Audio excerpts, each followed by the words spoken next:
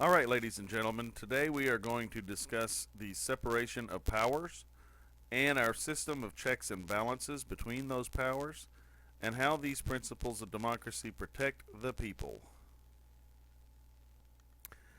So, first, let's talk once again about what federalism is. We've talked about it before. Federalism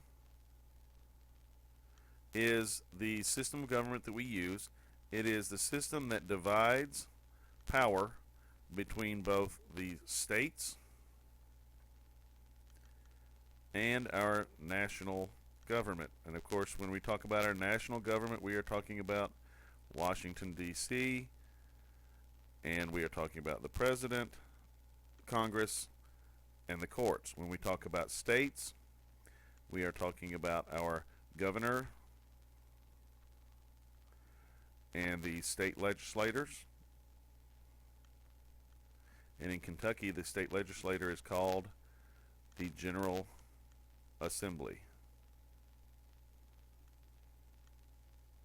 And in Kentucky, we have also the state Supreme Court.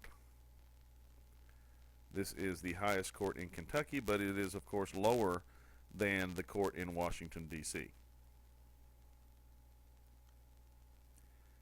So the separation of powers, it allows us to divide different powers among all three branches of our government. And it prevents one branch of government from gaining too much power. We do not want one side having more power than they should. And of course, once again, our three branches are legislative, judicial, and executive. And they each have their own powers, and each of those powers is given to them by the Constitution. So, those three powers, once again, we have executive, and of course, we call this executive the president. And the president's powers are he is supposed to enforce the laws that Congress passes. He is the commander-in-chief of the armed forces. He is allowed to make treaties with foreign countries. He proposes new laws. We talked about this in class. He can propose laws, but he can't actually pass laws. He is allowed to appoint Supreme Court justices, or at least to nominate them to be appointed, and of course federal court judges as well in some of the lower courts. And he is allowed to pardon those who are convicted in federal courts. Our legislature is Congress. And that E looks great. The Congress is their branch of government that passes all of our laws that the president will then enforce. The Congress is also in control of federal appropriations. What does that mean? It means Congress is in charge of the money. They also approve treaties that the president negotiates with those countries, and they also approve presidential appointments, and those are the people that the president would appoint to the Supreme Court or lower courts. They regulate interstate commerce or trade, and they establish the lower court system. The final group, of course, is the judicial branch, and this is the Supreme Court. And their job is to review lower court decisions, or that means decisions that are handed down in courts below the Supreme Court. If they get appealed, they could eventually reach the Supreme Court where they will judge on it. They also decide if a law that is passed by Congress and signed by the president is unconstitutional. And they will decide cases involving disputes or disagreements between the states. So if Kentucky and Indiana ever got into it, it would be the Supreme Court who would decide who was right. So why is it important that we have this separation of powers and checks and balances?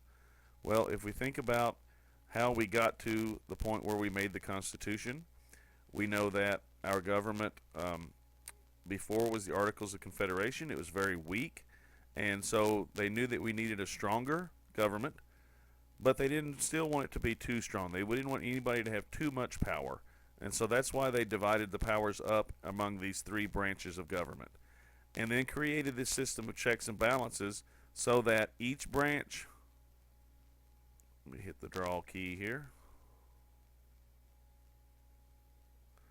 each branch of government allows them to check up on the other branches so that none of the branches can get too powerful. They all can tell the other ones to hang on a minute. Well, you did it. That's not right. You can't do that. It prevents branches from abusing their power or becoming doing things that they shouldn't be doing. And it helps to preserve the separation of powers so that each branch of government keeps its own powers and the others don't get a power that they have. And this requires cooperation between the branches of government. They all have to work together in order for our government to run smoothly. So let's take a look one more time here at some of the powers and some of the checks and balances that we have here. Again, the legislative branch is Congress, that's the House of Representatives, and the Senate. And they can even have a check on each other here. It says that the House and Senate can veto each other's bills. So they can actually check each other in the Congress. The judicial branch is the Supreme Court, the Court of Appeals, and the district courts. Now, the Supreme Court, of course, is the top, and these two are lower courts that are held around the country. The executive branch, of course, is the president. It is also the vice president and the president's cabinet and independent government agencies. And we talked about, I recently read a figure that said there were up to, you could consider up to 5 million people who worked underneath the president. So some of the checks and balances, the president can veto any congressional legislation. So if Congress passes a law, the president can say, I don't like it, we're not going to do that. So the bill would go back to Congress where they can try to override a president's veto. And again, that takes 2/3 of Congress to vote for it. So it's very hard for them to do, but it can be done. Congress also is the one who has the power to impeach the president and remove him from office if he has broken the law. Congress approves presidential nominations for Supreme Courts and other positions, and Congress is also in control of the budget.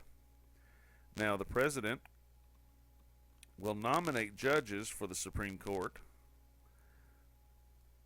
but the legislature is the one who gets to say whether or not they will actually be confirmed. So while the president may nominate them, Congress can say, no, we don't like that guy, you need to get somebody more qualified, and so that is a check that they have on the president. The court can declare something the president has done as unconstitutional.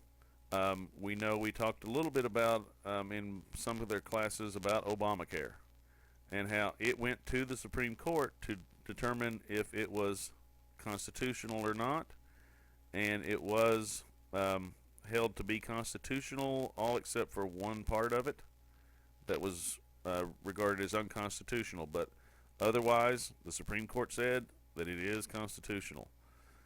The court also can declare laws that Congress passes as unconstitutional as well if they violate the Constitution. And these checks and balances all help to keep the other branches in power. The judicial branch checks Congress and the executive branch by declaring things they do as unconstitutional. The president gets to appoint the people who are on the court. The Congress can declare that those people are not fit and should not be approved. And then, of course, president can veto laws passed by Congress. Congress can then override the veto, and they can remove the president from office. Those are some of the checks and balances that we have in our national government. So let's look at one more chart here real quickly, and I know this may seem a little bit like repeating, but just trying to give you another view of it. Again, Congress is the legislative branch. They write the laws. They have a check on both the president and the Supreme Court because they can approve the president's nominations for the court, or they can disapprove of them and they would not become justices on the court. They can also veto laws that, or excuse me, the president vetoes laws then that Congress passes, and his check on this judicial is that he can appoint the judges to the court. Those are his two checks. So then the judicial branch, or the court, as you can see, they can declare acts of both of these two branches, Congress and the president, as unconstitutional. So each one has checks on both of the others. Judicial checks on both of those. The executive, or the president, check on legislature, check on judicial, and legislative, check on executive, and check on judicial. So those are all the checks and balances, and all of these things are things that we are going to need to know for our next test. So we're going to be doing an activity on this tomorrow when you come to class. See ya.